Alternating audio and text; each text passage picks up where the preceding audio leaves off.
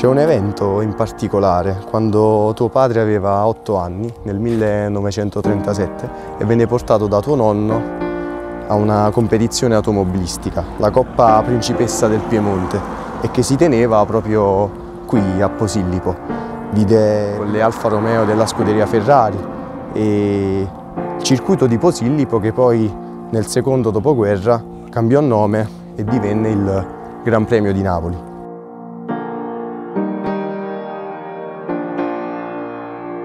Cosa provò tuo padre in quel momento? Io penso che più che cosa provò mio padre, dopo tanti anni, cosa provò mio nonno, perché mio nonno è sempre stato quello che poi ha osteggiato la carriera di mio padre, perché mio nonno aveva il terrore che mio padre si ammazzasse.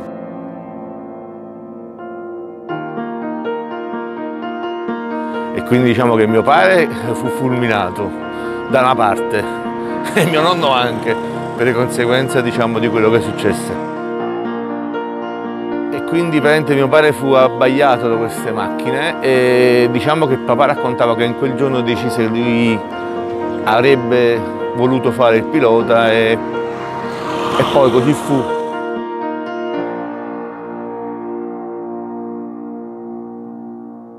In seguito venne sempre a vedere il Gran Premio e fu proprio completamente, diciamo, abbagliato da quello che compiva Alberto Ascari, che a parere di mio padre era il pilota più forte dell'epoca, più forte di Juan Manuel Fangio.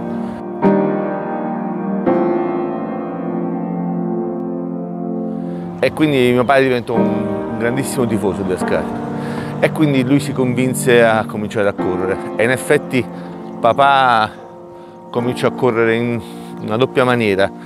Mio padre faceva il rappresentante, perché per questo fatto delle corse c'era stato qualche attrito con mio nonno, quindi mio padre decise di andare a lavorare per fatti suoi. Mio nonno aveva un'azienda sempre lotta nel campo dei ricambi, mio padre incominciò a fare il rappresentante e fu un ottimo rappresentante, era un'attività molto, molto valida e quindi lui andava in giro per tutta l'Italia meridionale, eccetera, eccetera. E quindi andava in giro anche in Sicilia. E andò a Catania visitando un cliente e lui aveva una 1100-103 con cui andava in giro, insomma, 1953. Appena uscita la 1100. E fece le prove della Catania Etna.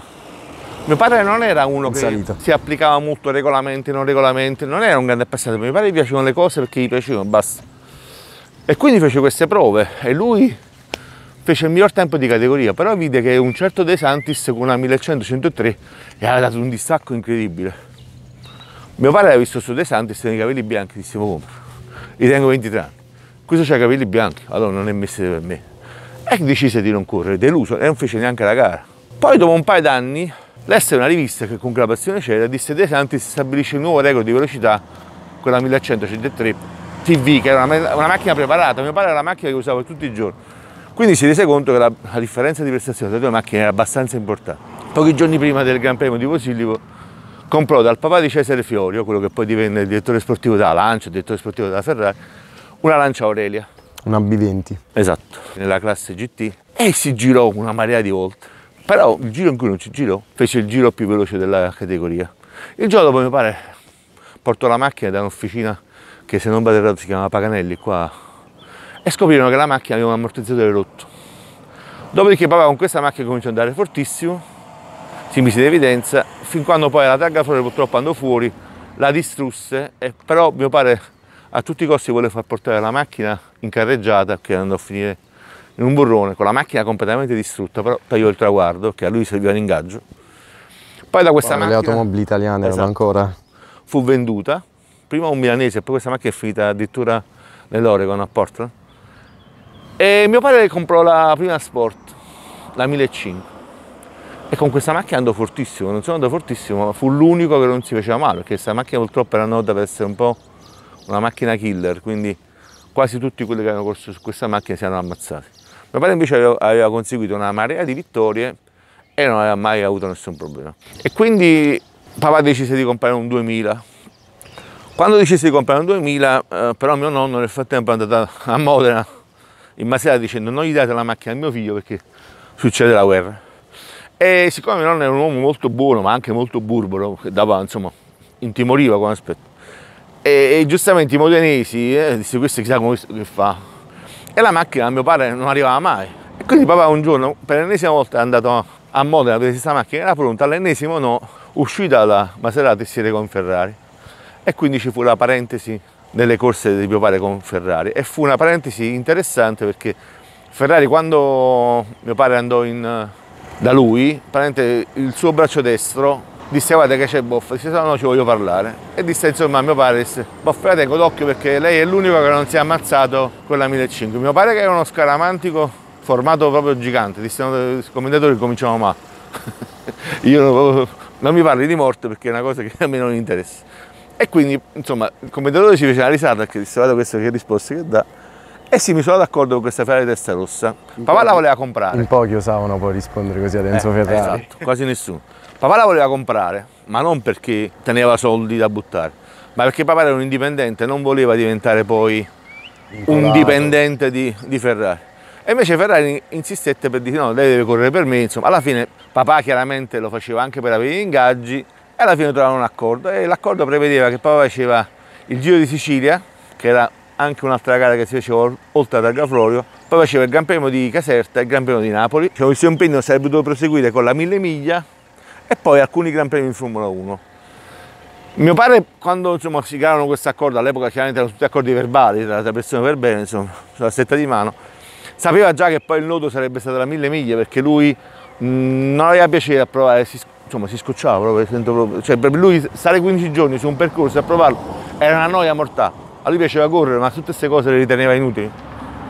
E quindi fece queste gare con la Ferrari, fece il Giro di Sicilia dove praticamente uscì fuori strada 11 volte nei tornanti, fin quando a un certo punto ai meccanici disse ma sta macchina come cavolo si fa a farla girare nei tornanti? E un meccanico che insomma era un poco più sciarrino disse Boffa ma guardate che la macchina non è la soluzione tecnica della Maserati dove lei la mette di traverso e col gas la fa girare, lei quando dà il gas la macchina va dritta, e quando me lo dite?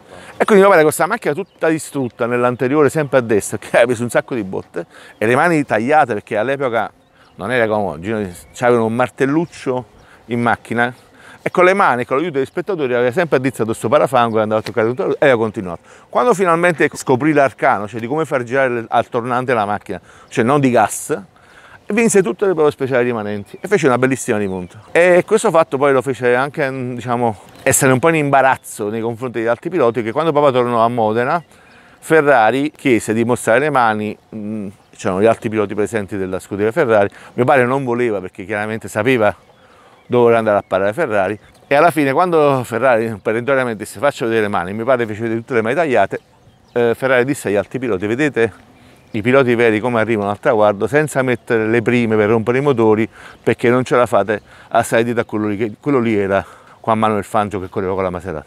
Chiaramente mio padre dopo chiese scusa agli altri, ma io non l'ho fatto apposta, ma loro sapevano che papà non l'aveva fatto apposta e quindi questo fatto diciamo per Ferrari fece, che amava molto i piloti tenaci, gli fece anche acquistare più valore. Poi fece Caserta, fece Napoli e arrivarono un momento Salerno chiaramente non rientrava. No, mi pare di no. Nella categoria. No, Salerno c'erano le Formula 1. Gara, sì, di Formula 1, diciamo.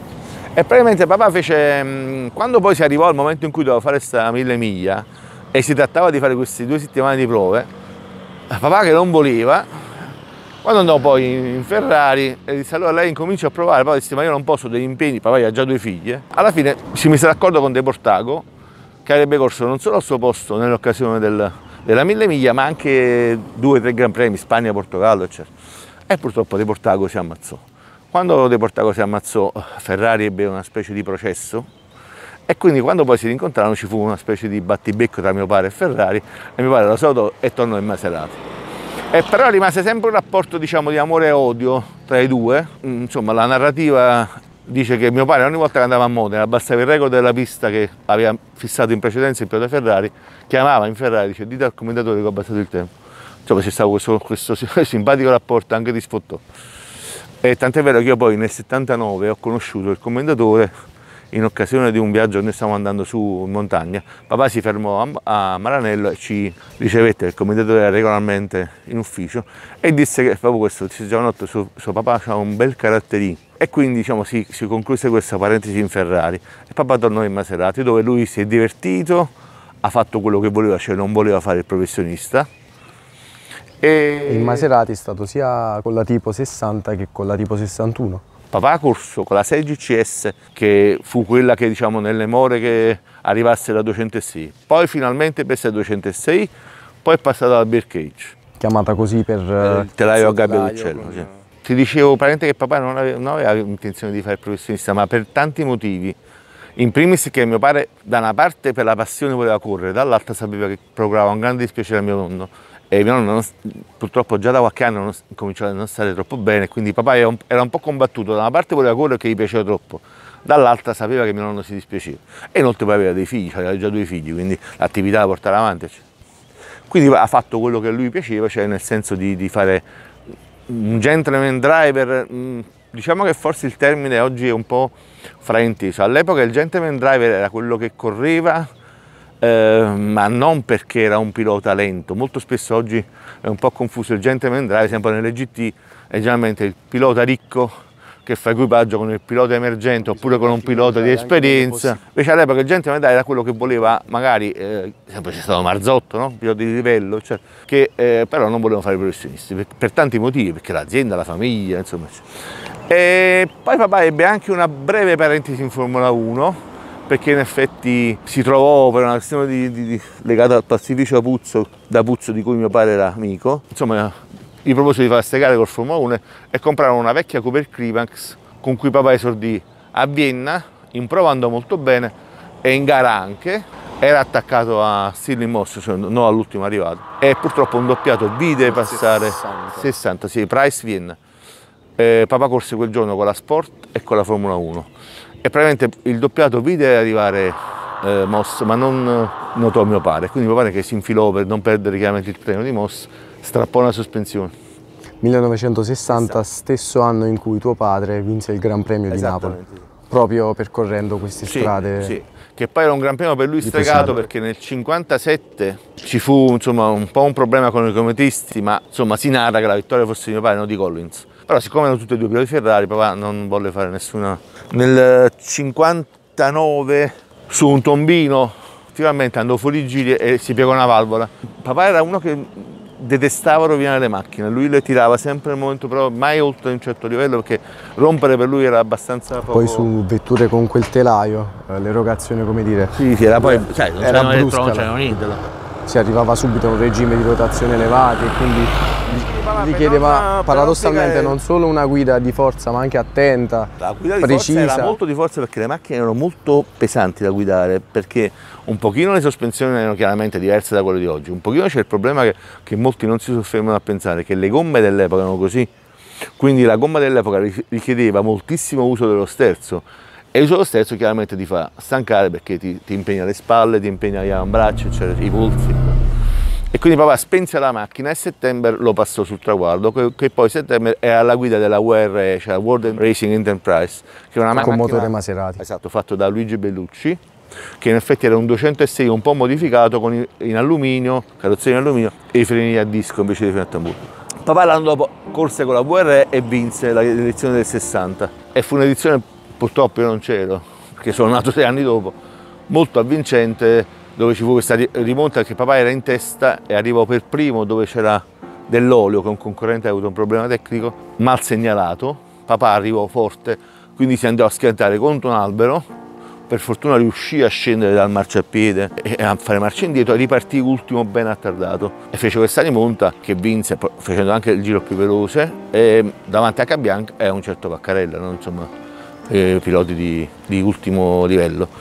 Poi quell'anno ci furono questi gran premi con la Cooper, che però ebbero un po' di problemi, perché quando la macchina si danneggiò in Austria, la macchina fu portata in Inghilterra e rimase là un sacco di tempo. L'anno dopo fu riportata la macchina, però questa macchina non andò mai più bene, e quindi papà partecipò a Modena, partecipò a Siracusa e ripartecipò a Napoli nel 61 con questa macchina, che però aveva problemi sia di sospensione che anche, insomma, la macchina era sempre un pochino che non andava mai proprio bene anche di motore, e quindi questa macchina per mio padre fu più un rapporto di odio, amore, che di amore, perché non andava mai bene, insomma.